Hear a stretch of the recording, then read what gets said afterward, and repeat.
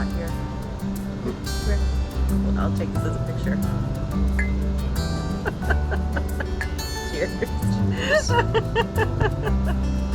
Here, better cheers and drink. Go ahead.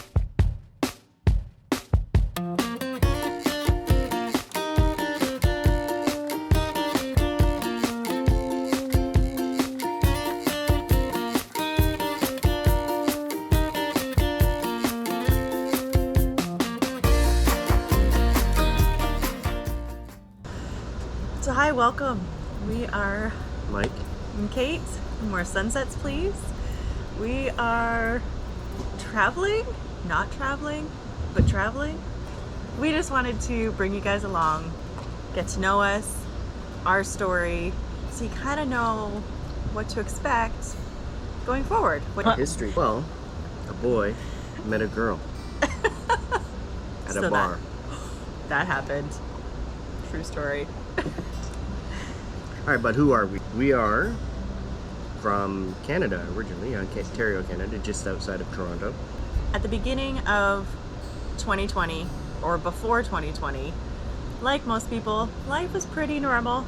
Going along, tickety-boo, 9 to 5, well, 11 to 11. 12-hour night shifts. Night But shift. we were chasing the standard, right? We had a house, we had our kids, we had our dogs, we had sports, Cars, not sports cars, but we had cars and cars, did sports. and did sports, and went to church. I mean, Went on vacations. yeah. The We typical. did the classic, societal norm. This is what you're supposed to do. You're supposed to go get that picket fence and have your 2.5 kids. It all felt fine Until 2020. until 2020. It shifted, it forced us to think differently. And for us, it kind of moved us inward and made us realize that all the things that we had weren't fulfilling. They weren't what we were looking for. It's one thing to have your things and to chase those things and to chase that lifestyle. But when you are stuck with just those things, how happy did it make you? Yeah. Right? When we were in our lockdown, when we were just confronted by each other and things, the things didn't cut it. Each other cut it. Yeah. A little bit of a push from my dad's advice before he passed at the beginning of 2020. We opted to sell it all. Sell it all. Sell it all. Sell the stuff. Yep, sell it all. Now, we did research a fair amount before leaving, like really figure out if this was the right move. Because this isn't the right move for everybody. Don't get me wrong. This is not the move for everybody. But for us, this is what felt right. This is what everything fell into place beautifully. And we knew that this was the right path. Yeah, I had heard on a podcast, so I was driving courier at the time for a friend's company, and I was listening to podcasts 24/7 while I drove. And I came across this one podcast, the RV Show podcast, which is based out of Texas. And they spoke about the NRVTA, just the way that he talked about it. And then they had Coop come on and he spoke, and it felt right. It drew me in. So I brought it up with Mike. I'm like, what do you think of this idea of going to RV school? What do you think? I'm too old to learn new things, is what my initial thought was. But it turned out to be one of the best things for us. Yeah. Really. They were so good because technically the border was closed at the time. You could only cross for school, medical, or work, and work required a permit. In school, you needed to have a letter from the school stating that it had to be done in person. Well, they were really good and provided us anything that we needed to make sure that we got across. They were so good. And then once we arrived, the whole experience was spectacular. But we both went through the first fundamental week. Kate, at the end of that week, became a registered technician, which makes her just dangerous enough to keep me busy. And I went through and took literally every other course that they offered At the time, at the time. And it ended up being 9 weeks total. We did get accepted. I'm just going to back up a minute. We did get accepted into the school, so then we had a start date. We had a definitive start date. We needed to get the house ready to be listed. We had to get it listed, then we had to get it sold, and we had to sort through all of our stuff to make sure that we weren't taking too much with us. We weren't getting rid of too much. We were like, it was just this weird middle ground because at the time, again, everything was closed.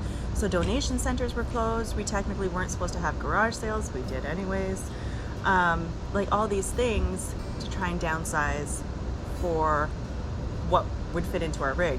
Now our rig and truck, that's a whole other story. That's going to be a video on its own. Well, I'll condense it right now. Within a 6-hour drive, there was only 2 rigs that had a bunkhouse. Both of them were bumper pulls. Neither one of us wanted a bumper pull as our first trailer, but it is what it is. So we had 2 rigs that were available. We ended up going with the Grand Design Imagine 3250BH, and it's been lovely. It's got the job done. And then our truck, we lost out on a few trucks because they kept selling them from underneath us, even though they had deposits. I can tell you of a few dealerships not to go to, but the one dealership that really had our back and really supported us was Wayne Pittman Ford in Guelph. And Nicole, shout out to you, Nicole. You were amazing. So great sales lady.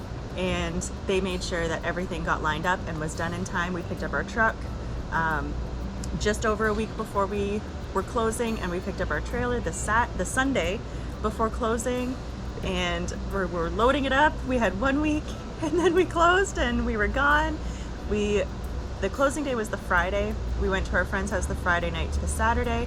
We left the Saturday into the Sunday, and then our first arrival at a park, backing up in front of everybody, On Memorial Day weekend. Memorial Day Sunday at a Jellystone. So this would have been their first weekend open because it was in Missouri. the northern area, so they actually have seasons up there for camping, and everybody was watching. Everybody. So A, you have Canadians arriving. B, you have people arriving on Memorial Day Sunday. Who does that? Obviously people who don't celebrate Memorial Day. And a lady driver.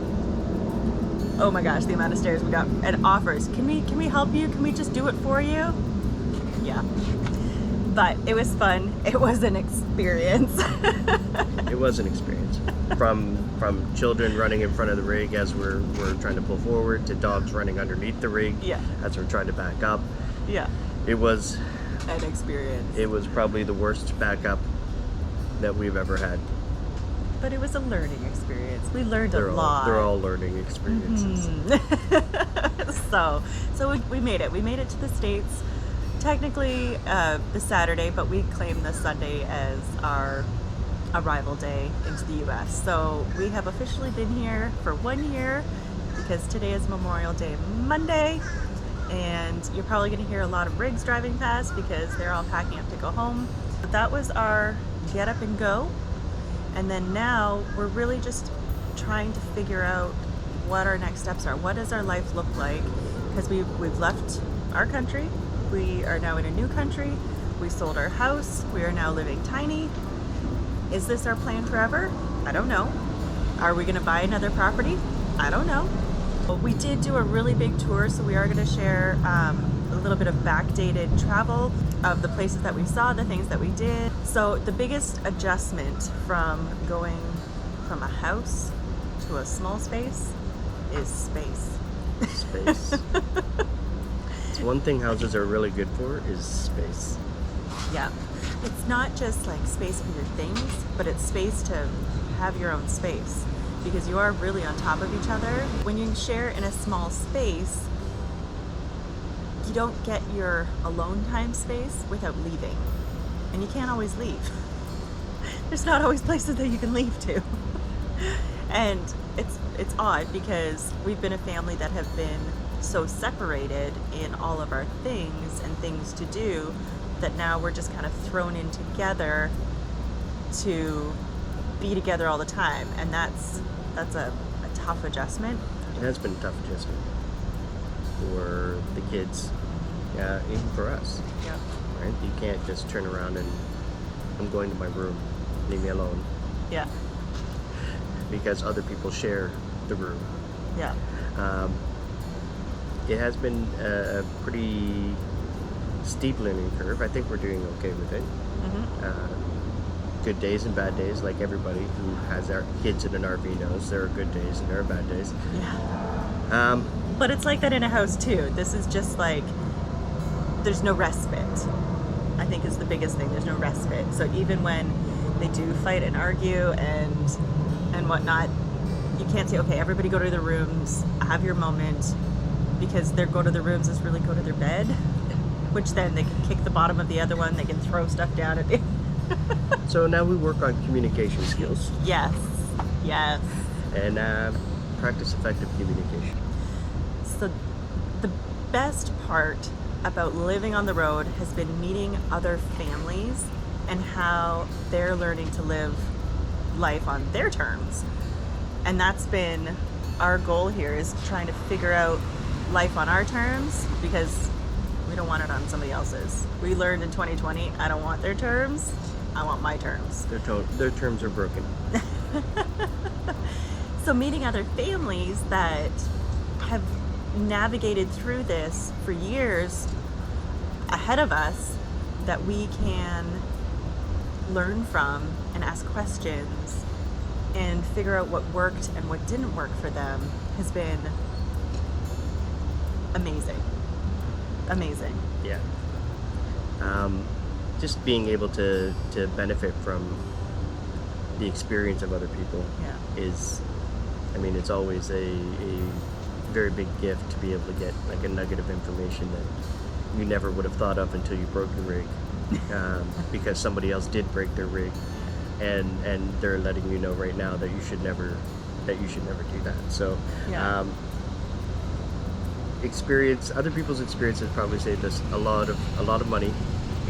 Definitely saved us a lot of time, and helped us to fall into a routine that more or less works.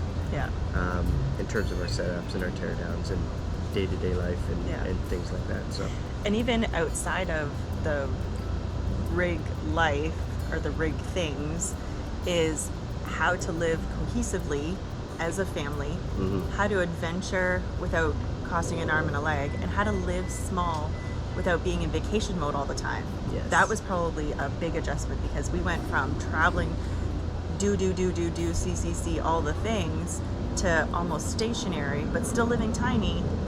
We can't really live vacation life that way, so we've had to adjust, and it's been a learning curve, but it's been so beneficial to just have those before us give great examples and be able to ask those questions and see just how to live stationary or small without being in vacation mode all the time. What's next?